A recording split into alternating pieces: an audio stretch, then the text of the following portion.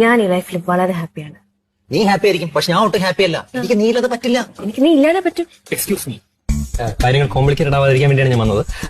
ഞാൻ ഇടപെട്ടാലേ പറ്റൂ എന്ന് എനിക്ക് തോന്നി. അല്ല ചോദിക്കും, നിങ്ങൾ ആരാ? ഞാൻ മനുവിന്റെ ഫ്രണ്ടാണ്, അരവിന്ദ്.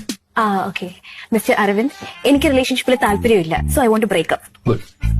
അല്ല, ഒരു റിലേഷൻ അങ്ങനെ അറുത്ത് കുറിച്ച് പെട്ടെന്ന് നിർത്തുക എന്ന് പറഞ്ഞാൽ ഇപ്പൊ അതിന്റെ ഒരു റീസൺ ഉണ്ടാവണമല്ലോ. ഇപ്പൊ എന്താണ് ശരിക്കും നിങ്ങളുടെ ഇടയിലുള്ള പ്രശ്നം എന്നുള്ളത് നിങ്ങൾ ആദ്യം ഐഡന്റിഫൈ ചെയ്യണം.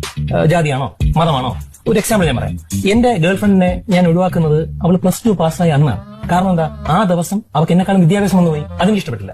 അപ്പൊ അതുപോലെ പ്രോപ്പർ ആയിട്ടുള്ള റീസൺ നിങ്ങൾ പറയും. പ്രോപ്പർ റീസൺ ഉണ്ടല്ലോ.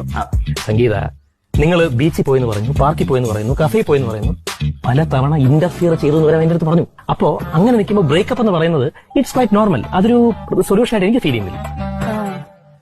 എനിക്കിപ്പോ മനസ്സിലായി നീ എന്താ ഇങ്ങനെയായി പോയിരുന്നത്. പ്രാന്ത, എനിക്ക് എന്റെ ജീവനാണ് ഏറ്റവും വലുത്, അറിയോ? എല്ലാവർക്കും അവരവരുടെ ജീവൻ തന്നെയല്ലേ സംഗീത ഏറ്റവും വലുത്. സംഗീതയുടെ ജീവൻ അപകടം ഉണ്ടാകുന്ന എന്ത് കാര്യമാണ് മനു ചെയ്തു പറയൂ. ജീവൻ എന്റെ ഹസ്ബൻഡാണ്. ആണോ? മാരീഡ് ആണോ? അതെ.